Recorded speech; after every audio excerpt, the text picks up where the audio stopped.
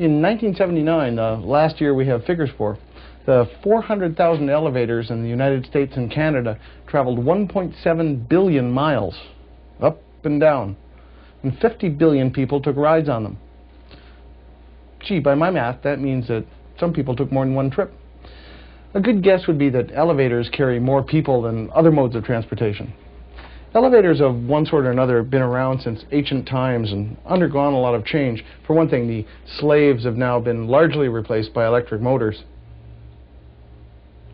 For another, elevators have become the safest mode of transportation. One insurance company calculates that it's 5 times safer to take an elevator than to walk up or down stairs. Until 1852, most elevators had a serious defect. If the hoist rope broke, the elevator would crash to the bottom of the hoistway. In 1852, Elijah Graves Otis was given the task of building a freight elevator for the company he worked for. Elijah gave some thought to the problem of falling down and came up with this. It was based on a wagon spring. The weight of the elevator platform was enough to place enough tension on the spring to keep it pulled in. If the hoist rope snapped, the tension on the center of the spring would be lost and the ends would jam into the ratchet bars along the side of the hoistway, stopping the descent of the platform instantly. This is a picture of Mr. Otis demonstrating his device at the Crystal Palace in New York. He had himself and some freight hauled up in the air. Once he was up in the air, for everybody to see, he ordered the rope cut. The safety worked. Over the gasps and applause of the audience, Elijah Otis bowed and said, "All safe, gentlemen, all safe." Modern elevator safeties all rely on some sort of centrifugal governor. A separate rope attached to the elevator spins the governor. If the preset speed is exceeded, the governor first removes all power from the drive unit. If that doesn't stop the car, the governor clamps on the safety rope, giving it a tug. That tug trips the car's safety brakes. There are several different arrangements of this, but they share the benefit of being passive. They don't require external power of any kind and will function even in a power failure.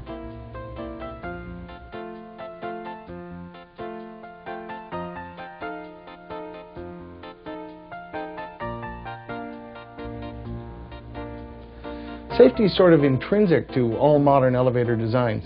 Some elevators that only travel a few floors are hydraulic. They operate like the lift in an automotive garage. Nothing life-threatening can happen here. Your basic high-rise hoistway gives a little more food for thought. The variety of elevator drives from the beginning of the century have mostly given way to the traction drive.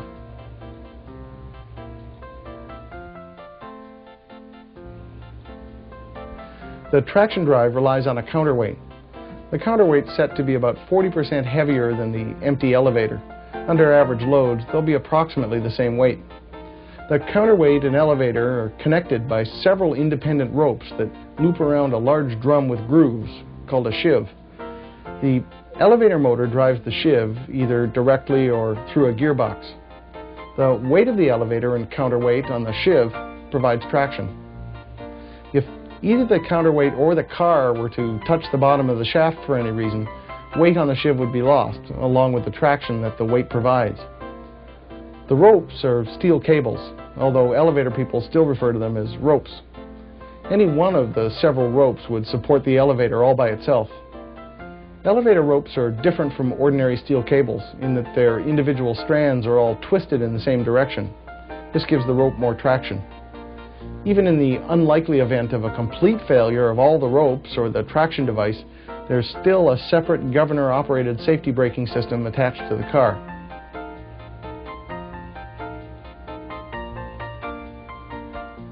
If something goes wrong to send the car to the bottom of the shaft at normal speed, the governor won't trip, but that's been covered too, with a big spring or hydraulic bumper called a buffer. Each car is also equipped with a load-weighing device. The load-weighing device is used for safety, but also to aid the control equipment in the matter of acceleration and braking at the various floors. Older elevator control equipment used a miniature model of the elevator system with microswitches to control stopping, starting, and leveling. Nowadays, no moving parts technology has replaced this in the form of magnetic sensors and computer control.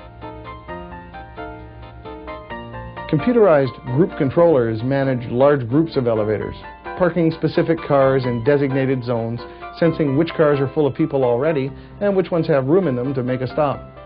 They even change the battle plan depending on whether it's up rush hour or down rush hour.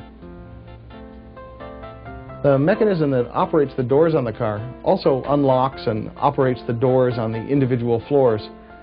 This ensures that the doors to the shaft can't open unless there's an elevator behind them.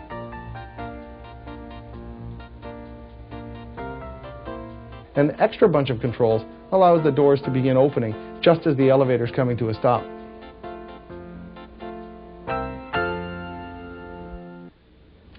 Elijah Graves Otis didn't live to see all of this. He died shortly before the American Civil War. His sons did develop the business further. Among Otis's contributions to vertical transportation is this simple-looking button. It's the one that doesn't move at all when you touch it. Now, most people will tell you that this button senses the heat of your finger. Well, how come you can trip it by touching it with a car key then? Acme would like to settle this matter once and for all. The plastic center of the button is conductive, and behind each button sits this little neon tube. The electric potentials on the tube are set up so that the neon's just ready to ionize. Touching the conductive plastic provides a ground return that trips the neon into ionizing. If you've ever started a fluorescent tube by brushing your hand along it, you've experimented with this effect. We don't have the proper electronics set up here. In the proper setup, once the tube fires, it latches on and keeps glowing. The orange glow from the tube is what illuminates the plastic bezel. The sensitivity on these is set so that even a gloved finger will trip it. There is a solid state replacement for this nowadays. It doesn't use heat either. Next time you're in an elevator and someone's saying the buttons use heat, you can correct them now. Tell them where you learned this. Have them send me $1. Today, elevators travel at speeds of up to 1,800 feet per minute in hoistways serving up to 110 floors. The development of the safe, fast passenger elevator allowed the development of tall buildings. Today,